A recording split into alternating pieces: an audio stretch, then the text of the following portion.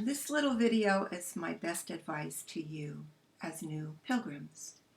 Many of my readers have already walked the Camino Frances at least once, some recently, some many, many years ago. If it's been more than a few years, you might be surprised at some of the changes, the biggest of which is the high number of pilgrims walking and the need to book lodging. Due to social media, an influx of self-published books, and I can't believe everybody seems to be publishing a book. I could live a million years and never read them all. An influx of YouTube videos like this one, and one's a lot better than mine, as well as some professional films. More and more people know about the Camino and are walking it, and they're pushing it to its limits. Whether that's a good thing or a bad thing depends on who you ask. It also depends on when you ask. At the beginning of the season, pilgrims are always welcome. By the end of the season, some think of them more as rude, demanding locusts, destroying the land in their path.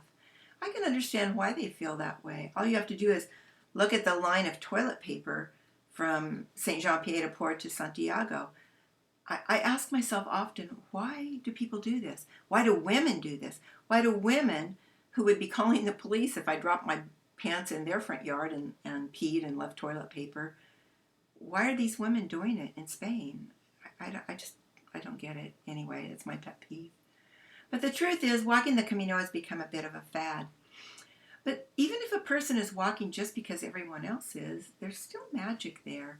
Almost everybody comes home changed. The Camino has been known for hundreds of years as a spiritual pilgrimage, as a route for penitence. Penitence is the act of feeling or showing sorrow and regret for having done something wrong. The hardship of carrying everything you need on your back, of never knowing where you're going to find food or safe lodging, of dodging thieves and surviving the elements. These things were often thought of as payment for sins or crimes. And even if that's no longer true, they are still there to teach important and sometimes hard lessons in living a good life. No longer just a route for known penitence, pilgrims now walk for many reasons. Religious reasons, spiritual reasons. Some are just tourists. Some walk for sport, some walk for health, and some just walk to say they did it. What remains constant are those magical moments, those teaching moments, along with the old saying, the Camino will provide. The Camino will still provide. A pilgrim may not like the provisions, but they will be there, along with some hard lessons in community, humility, and often patience. Nobody can promise you a perfect Camino. Not many are going to walk without experiencing some hardship, whether it's blisters, bad weather, illness, injury to body or spirit, conflict with other pilgrims, or just extreme inconvenience. What I can promise you is this: you're going to return a changed human being, and hopefully a better one. If this is your very first Camino, this is my advice. Pay attention. Have no expectations, none. Be prepared just to buckle up, ride the wave, and look for the lesson in every single inconvenience, large or small.